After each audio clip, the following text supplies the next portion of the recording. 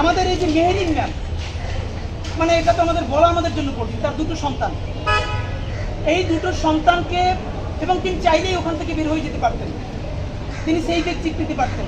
তিনি তার ছাত্রদের দিকে তাকাইয়া, তার বাচ্চাগুলোর দিকে তাকাইয়া নিজের জীবনটা শেষ করে দিলেন।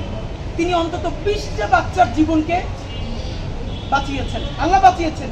তিনি সর্বোচ্চ চেষ্টা করলেন, নিরাপত্তার চাদরে বাচ্চাদেরকে বুকের মধ্যে জড়াইয়া প্রত্যেকটা বের করলেন। সেই 20টা বাচ্চাকে বের করতে গিয়া তার সারা শরীর ঝরসে গেল। বার্ন ইউনিটে গিয়ে তার হাজবেন্ড বললো যে তুমি তো সন্তান 2টি এতিম করে দিলে আমার। সে বললো আমার সন্তান 2টি এতিম করলাম, কিন্তু আরো যে 20টা বাচ্চা ছিল ওরাও তো আমার সন্তান, আমি ওদেরকে এতিম করবো? হাজবেন্ডের হাতটা বুকের উপর নিয়ে বলতেছে যে তোমার সাথে আমার আর কোনোদিন দেখা হবে না। ভয়াবহ ব্যাপার, আপনি চিন্তা করতে পারছেন? তার জানা যায় এই রাষ্ট্রের একজন উপদেষ্টার সময় হয় না যে তার জানাজায় গিয়ে থাকা।